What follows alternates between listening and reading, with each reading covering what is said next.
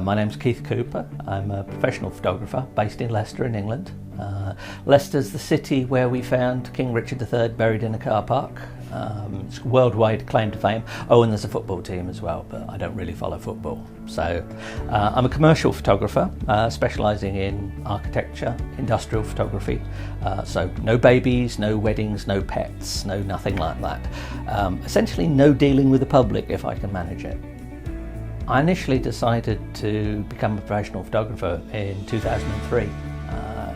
I'd done several other businesses. I've got a scientific and technical background and had the opportunity to actually decide what I wanted to do. And I thought, well, if I can set it up as a proper business, then I can make a go of it. So the real thing is to look at the photography, look at who your customers are going to be, all the stuff like that, all the business planning. So it's not a paid hobby. That's the important thing. Commercial photography is about communicating your client's message. So it doesn't matter necessarily what you think is going to be the absolute best photo. It has to be the photo that works for your client. So you need, as an architectural photographer, you need to understand how buildings are put together, how they work.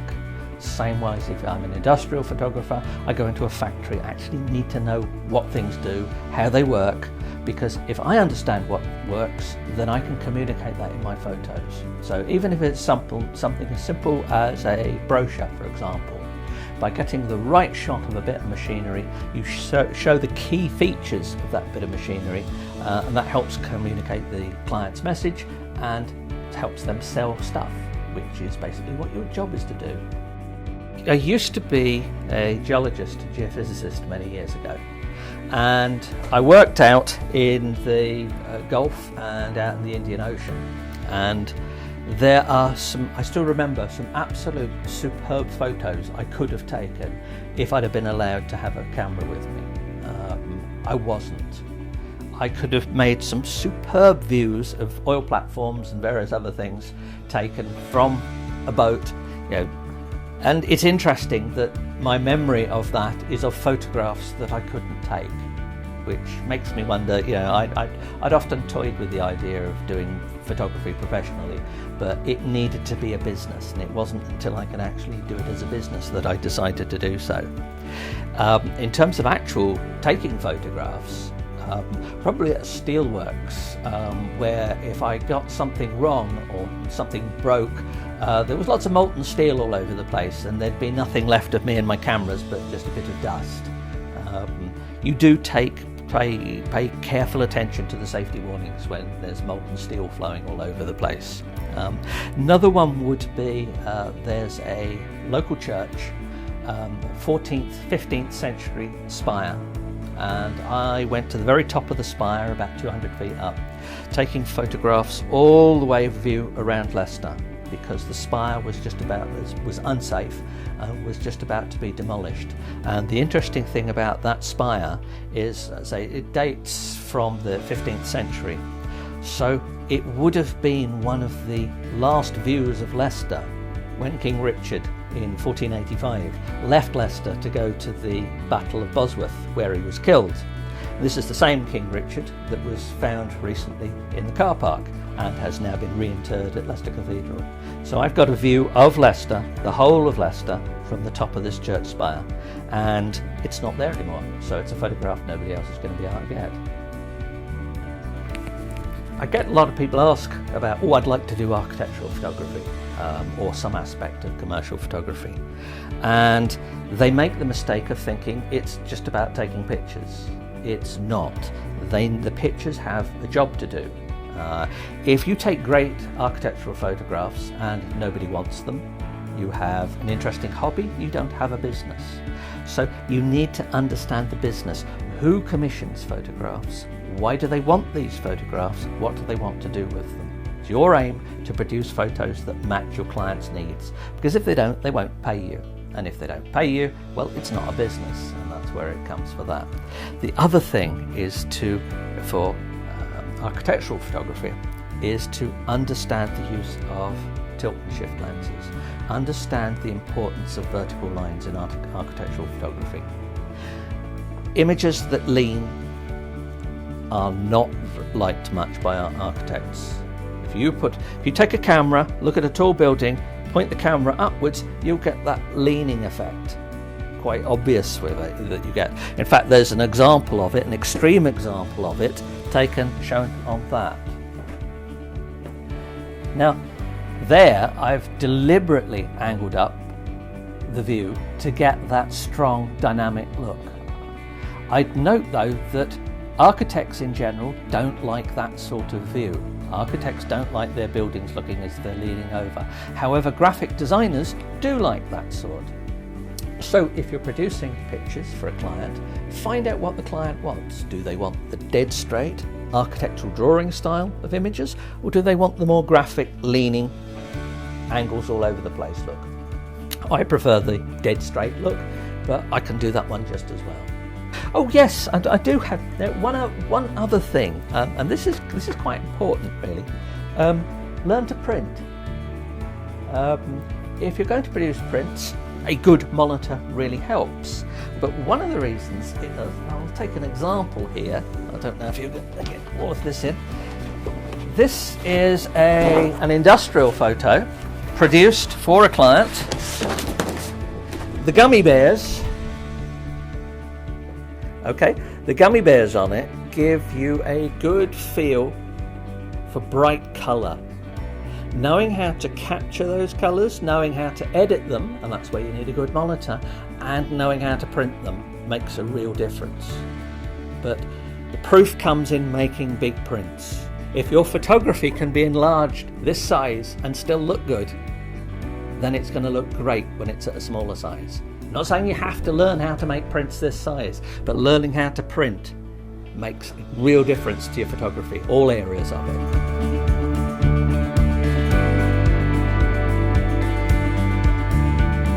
What equipment do I use? Interesting question.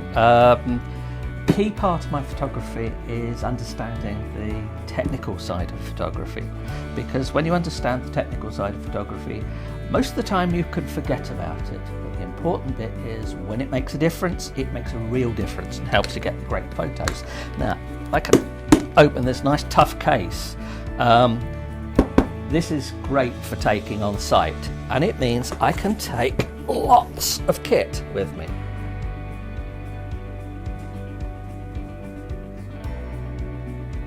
Now, the main camera I choose to use is Canon 5DS, 50 megapixels, absolutely superb for making big prints.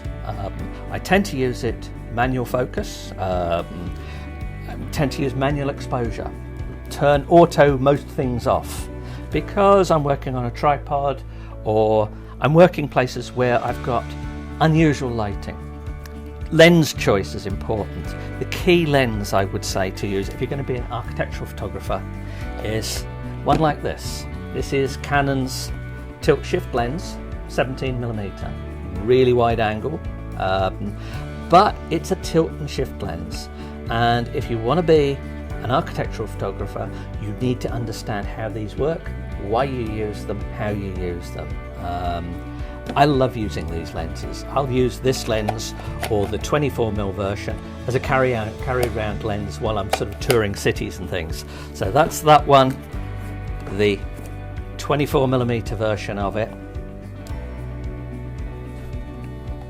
Another great lens, really high quality lens, but the important bit is it has movements. So that means the lens does this.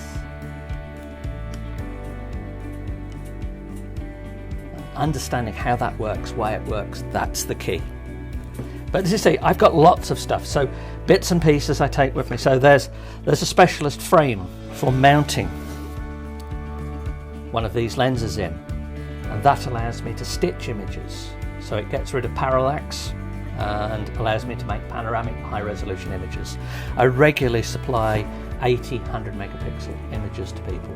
Bit of kit like that helps. And I say, it all fits nicely inside the box. And I can even fit in, if I want to change it, I might take a long lens, I might take a spare body. Just depends on the kind of work I'm doing. And one other bit is color management. It's really important to me. Getting the right colors. So I have a card for grey balance, and I have a color checker card.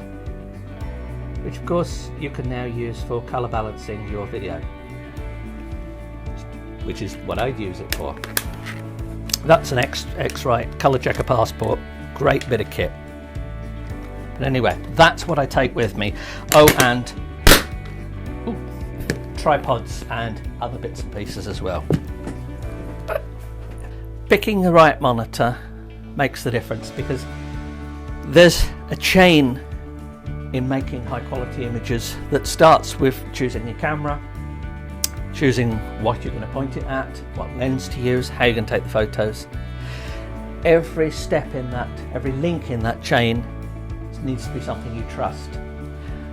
I want a monitor that, if I see a particular color on this monitor, I can be fairly sure, I know about how monitors vary and things, but I can be fairly sure that's what the client's going to get. Because I've always got the problem that if I send an image that I've produced on a really good quality monitor, I've been careful with my color management, my balancing, everything, white balance is all sorted out, and I send that image to a client and the client goes, oh no, sorry, the colors look off. Now, I know that it's almost certain that they're looking at the image in an email client, because I've emailed them an image. They're using a non-calibrated monitor. I've no idea what sort of monitor they're using, but because I've used a calibrated high-end monitor, I can say, it's your monitor's wrong. Now, you have to be a bit careful how you explain this to clients. Some of them really don't like being told that they've got a rubbish computer, but having a good monitor myself gives me confidence, and I need that, because it's all too easy for people to go, oh, it must be the photographer's fault, because the photographer's not in the room at the moment, so we'll blame the photographer. Well, tough luck. I use systems like this to make sure that when you say it's the photographer's fault, I can go, no, it isn't. This is a 271, and that's the 240. That's the 240. Right. The 271 here is a 4K HDR monitor. Now, I'll be honest and say that the HDR aspect of it is a bit lost on me, because I don't have a Blu-ray HDR Blu-ray player to really get the benefit for it. But what you do get is a lovely crisp, sharp monitor. And in fact, this screen, which Karen uses for editing, is set up currently. It's not in 4K mode. It's at 1920 across, and the text is probably the crispest text I've seen on any of the monitors I've tried. That's because it's being used at a reduced resolution, and it's a hardware chop, so at quarter res or half resolution, I should say, you get a lot crisper detail. Of course, if you want to edit images on this, all you do is just flip it over to 4K, and you've got lots more pixels. It's Adobe 98, so it's good color range. It's hardware calibrated, which means that rather than messing around with your video card to calibrate and profile your monitor, a lot of the adjustments are stored inside the memory of the monitor itself. So that's how you end up using it. It has a little puck at the bottom that's useful for switching different modes. Now, I'll not press this one because I'm not sure how Karen has set it up, so anything could happen. But for my own use, what I normally do, I'll have a black and white mode, just for a quick flip over to look at stuff in black and white. And also I have another mode that drops it into sRGB. And that's that's a bright sRGB, and that's to give me a feel for how an image might look on a website, on a phone, or even if I send it to somebody by email and they open it up in email, I can just go, what's this going to look like on a cheap monitor? And yes, we can have one set up. So here's my emulate a cheap monitor button, which is because I'm supplying images to other people, sometimes you actually need to do that.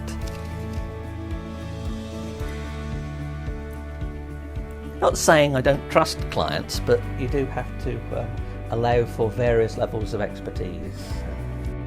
In terms of gamut, I appreciate that these are virtually Adobe 98 color range. That's important because I make prints. It also lets me edit images more efficiently because I know what colors are there in the image. Now it happens that when I submit files to clients, unless the clients really know, understand about colour management, there's not much point in me sending Adobe 98 files or even wider gamut files to most clients. Most clients do not understand how to deal with them properly. Or more to the point, I don't necessarily trust that everybody at their organisation understands how to deal with such things. When I send an image, I want to be fairly certain it's bomb-proof. So I actually reduce most images to sRGB. Somebody opens it up in a non-colour managed application, or an email client, for example, and the colours look all over the place. As I said before, they're going to blame the photographer. So I take the common factor of going for sRGB. Now, for my editing, however, I've got a nice even screen, which is what I want. These monitor hoods really help. My own office, where I do most of my editing, is somewhat darker than this. This is Karen, my wife and business partner. She uses this for her editing work as well. But this screen really helps cut down glare. If I move my head about, they don't change in colour, they don't change in brightness. Cheap monitors have a habit of changing depending on where you put your head. The example would be my old laptop. Now the laptop, it's great as a laptop. It's an old MacBook, it's getting on a bit, it's been cut all over the place. If I need accurate colour, I don't want to use this because I can change the contrast of the image just by tilting the monitor. That's not good. If I use a proper monitor connected up to this as an external monitor, I can be comfortable that the image I'm seeing there has got no gradations in it that come from the monitor rather than the image itself. If you're picking a monitor, you've got a lot of choices. The obvious choices are how big is the monitor. Now, for day-to-day editing, I prefer a big monitor. So hence the 320, nearly 32 inches across, is great. Got lots of screen real estate. I've used large monitors on Macs for well over 20 years. So I'm used to using large monitors. I tend to organise my work strewn all over the place with windows open, somewhat haphazard, rather than blowing things up to full screen size. The 32-inch helps there. In terms of do you need a 4K monitor or not, I'd say if you're doing video, then yeah, obviously 4K monitor is really useful. If you're shooting 4K video and you have anywhere where you're going to show 4K video, so it's an important factor for that. I don't do video though, so what I'm looking for is good quality view, evenness and sufficient brightness. Now, sufficient brightness is not excessive brightness. One of the key problems people have when they set up monitors is they calibrate them, if they calibrate them at all, too bright. And if you make your monitor too bright, the typical problem is your prints come out too dark. So you need to calibrate it, you need to set it. All of the BenQ monitors have hardware calibration. That's important to me as well because it means that what I'm getting here is accurate and stable. So if I look next week, I don't need to worry if my monitor's changed. So I'm quite happy with any of these monitors like that. In terms of resolution, it also depends on what system you're using. This is a Mac. It's an oldish Mac running this particular one. You may need a more powerful graphics card to drive a 4K monitor. Depends on what performance you're after. I don't use any of these for gaming work, so the gaming performance is irrelevant to me.